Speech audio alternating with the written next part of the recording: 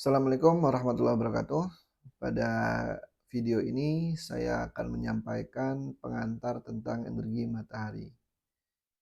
Oke, saya mulai dari sini. Sebenarnya di matahari itu secara teori adalah reaksi nuklir, reaksi fusi. Reaksi fusi itu penggabungan ya dari yaitu penggabungan atom-atom hidrogen yang ada di matahari menjadi helium. Pada saat reaksi itu tersebut terjadi, maka dia menghasilkan energi yang sangat dahsyat gitu. Dan itu yang terjadi di matahari. Nah, besarnya energi matahari yang sampai di bumi sangat berlimpah dibandingkan dengan konsumsinya ya. Jadi ada sebuah sumber yang saya ambil bahwa konsumsi energi di bumi itu hanya sekitar 0,01% dari total energi matahari yang sampai di bumi. Nah, yang permasalahannya bisa nggak kita manfaatkan energi matahari yang sampai di bumi ini? Kalau misalnya kita tinjau secara global, maka sebenarnya energi yang ada dalam bumi itu hampir semuanya berasal dari matahari. Contoh biomass. Biomass itu kan sebenarnya energi yang bisa kita manfaatkan dari tumbuh-tumbuhan misalnya. Tapi tumbuh-tumbuhan tersebut menggunakan radiasi matahari untuk fotosintesis. Kemudian yang sebelumnya kita bahas juga tentang energi air, kaitannya sangat erat dengan siklus hidrologi. Maka siklus hidrologi tersebut menggunakan matahari untuk menguapkan air di laut misalnya, atau angin, ada angin darat dan angin laut, itu juga terkena akibat adalah radiasi matahari. Nah, baik lagi, walaupun tadi sangat melimpah energi matahari yang sampai di bumi, tapi permasalahannya adalah bagaimana cara mengkonversi energi matahari menjadi energi yang dibutuhkan. Apakah jadi listrik, apakah jadi kalor. Nah, secara umum energi matahari itu bisa kita manfaatkan jadi dua jenis. Pertama, radiasi termalnya dinamakan solar thermal collector, solar thermal gitu ya. Dan ini yang kita manfaatkan adalah radiasi kalor. Kan panas gitu. Energi ya, kita bisa rasakan lah siang hari itu kan panas. Nah, ini gimana kita manfaatkan untuk kebutuhan kita. Salah satunya adalah ini yang saya lihatkan di gambar ini bahwa matahari kita gunakan sebagai solar water heater. Nah, yang kedua adalah radiasi matahari menjadi listrik secara langsung. Nah, untuk hal ini kita gunakan teknologi yang namanya solar photovoltaic atau solar PV. Mungkin kita akan banyak bahas ini nanti. Intinya sederhana, ada sinar matahari yang datang ke solar PV ini, kemudian solar PV ini akan mengkonversikan secara langsung menjadi listrik.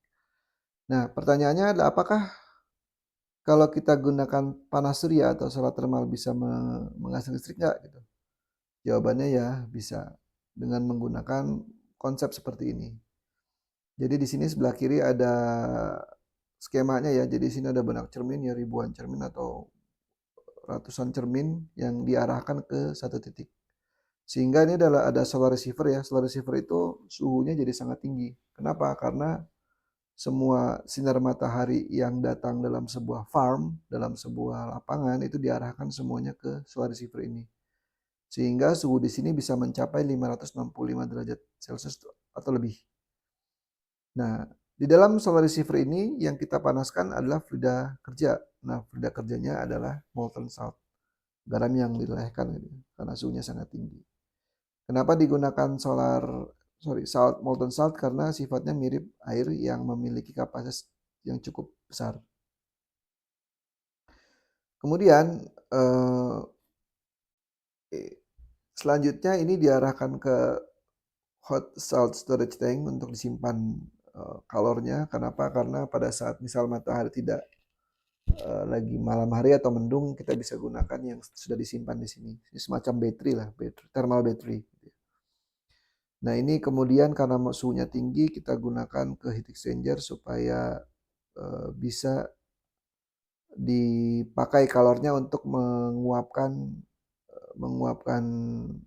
fluida kerja lainnya gitu. Misalnya air, kemudian ini ada steam generator gitu ya. Steam generator ini akan menghasilkan uap yang kemudian akan diarahkan ke turbin. Dan ini sebenarnya sama hampir semua PLTU ya seperti ini gitu. Ada fluida kerja yang mengalir ke turbin dan kemudian dikondensasikan, dipompa kembali dan seterusnya.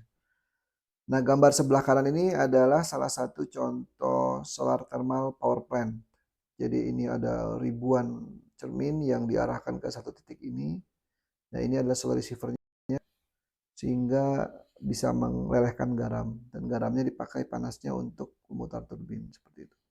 Ya, mungkin ini penjelasan ringkas mengenai bagaimana cara membangkitkan listrik dari energi panas surya atau solar thermal energy. Nah, untuk solar panel sendiri, prinsipnya mungkin lebih apa ya, lebih sederhana ya dijelaskan. Eee, Kalau kita tidak membahas, mengenai dalamnya ya, dalam material dari semikonduktor dari solar PV gitu ya. Di gambar sebelah kiri saya tunjukkan perbedaan antara solar cell, solar modul, dan array gitu ya.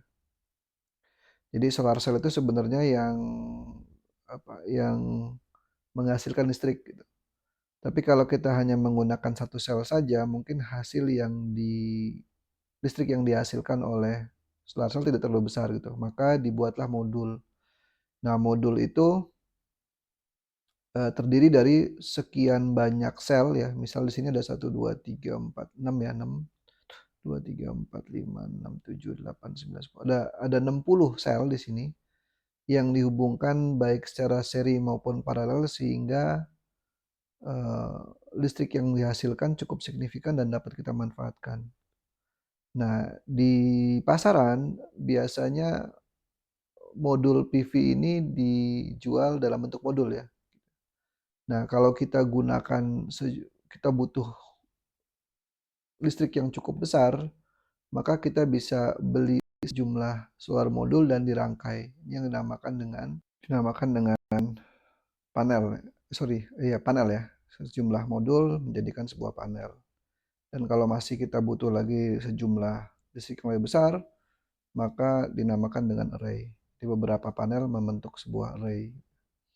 Nah, kalau dari prinsip kerjanya sebenarnya ada radiasi matahari gitu ya, sunlight, sinar matahari, kemudian dia menabrak bahan semikonduktor yang sebenarnya itu adalah diode gitu. Tapi diode itu sensitif dengan, radiasi matahari, sehingga pada saat dia mengenai solar panel, maka ada elektron atau holes yang dihasilkan gitu. Nah, elektron holes ini yang menyebabkan adanya perbedaan tegangan antara kedua elektroda gitu, elektron negatif dan positif. Kalau beda tegangan ini kita sambungkan ke sebuah beban, maka bisa kita gunakan untuk menyuplai listriknya. Nah, ini cara ya menggunakan bagaimana prinsip kerja memanfaatkan sinar matahari menjadi listrik. Tapi sebenarnya karena sinar matahari itu sebenarnya membawa radiasi baik gelombang elektromagnetik dan panas, maka sebenarnya ada alternatif penggunaan solar energi. Contoh di sini adalah, saya tunjukkan gambar sistem pengering hasil panel gitu, hasil panen. Jadi hasil pertanian digunakan dijemur di sini dan dibuat sedemikian rupa sehingga tidak terkontaminasi dengan udara sekitar maupun hujan, jika memang hujan gitu. Atau bisa juga, eee, penggunaan panas matahari itu untuk pemanas air. Ini banyak ya digunakan baik mungkin di rumah-rumah atau di perhotelan. Jadi sebenarnya kita tidak membutuhkan listrik lagi, tidak membutuhkan electric heater untuk memanaskan air, hanya menggunakan, eee, radiasi matahari. Ada juga mesin pendingin, ini gambarnya menggunakan sistem refrigerasi absorpsi ya, ini tidak kita bahas ya, terlalu terlalu jauh. Intinya sih kita menggunakan energi panas radiasi matahari untuk menjalankan sebuah proses sehingga dapatkan efek pendinginan. Atau ini, namanya sistem ventilasi bangunan, jadi tidak memerlukan ventilation mekanik ya seperti fan gitu. Jadi kita gunakan seperti ini, ada bahan penyerap panas, thermal absorber. Jadi begitu dia ini kaca ya, tembus pandang sehingga jika ada udara sinar matahari yang masuk dia akan tembus lapisan kaca ini dan, menabrak bahan penyerap panas ini. Nah, begitu bahan penyerap panas ini dikenai oleh sinar matahari, maka suhunya meningkat. Nah, karena ini suhunya meningkat, maka udara di dekatnya juga meningkat kan, suhunya gitu ya.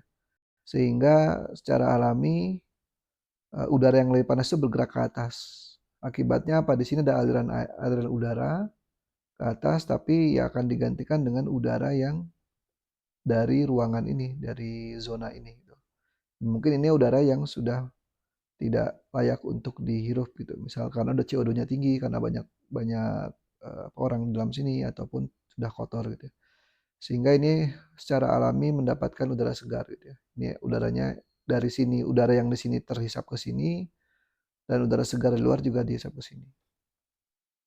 Oke, kalau dibandingkan antara solar thermal dan solar, PV, ya sebenarnya solar thermal itu memiliki efisiensi yang lebih tinggi hingga 70% kalau kita manfaatkan panasnya. Akan tetapi kenapa solar thermal tidak sepopuler fotovoltaik ya, karena solar thermal itu tidak langsung menghasilkan listrik. Jadi ada beberapa proses lagi untuk menghasilkan listrik. Jadi kalau memang, tujuan kita sebagai pemanas, ya memang solar thermal lebih efisien ya. Contoh kita gunakan sebagai pemanas air tadi ya. Daripada kita harus menggunakan solar PV menghasilkan listrik, listrik yang digunakan untuk heater, ya sehingga efisiensinya drop sekali. Kemudian, akibatnya ya solar ya karena tadi ya, karena tidak langsung menghasilkan listrik, maka solar thermal tidak sefleksibel solar PV, karena hampir semua kebutuhan di rumah kita sekarang menggunakan listrik, pompa, kemudian AC, kemudian, apa, kompor gitu ya, sekarang sudah mulai menggunakan listrik gitu. Nah, sedangkan efisiensinya sendiri kalau solar PV memiliki efisiensi yang jauh lebih rendah, maksimum sekitar 18% dan ini pun udah baik sekali gitu. Dan mungkin ini juga untuk di skala lab. Nah, kalau kita gunakan di lapangan mungkin nggak sampai 18%. Tapi tadi gitu, solar PV sudah menjadi listrik. Nah, ditambah lagi perangkat solar PV juga memiliki umur yang lebih panjang karena di situ tidak ada moving parts ya. Jadi bagian-bagian yang bergerak tidak ada. Dia mengkonversi secara langsung. Sehingga saat ini solar PV sangat populer ya digunakan baik untuk skala industri maupun rumahan. Oke, mungkin segitu yang saya sampaikan mengenai energi surya, solar energi. Silakan jika ada koreksi, jika ada kesalahan silakan dikoreksi. Kurang lebihnya mohon maaf. Assalamualaikum warahmatullahi wabarakatuh.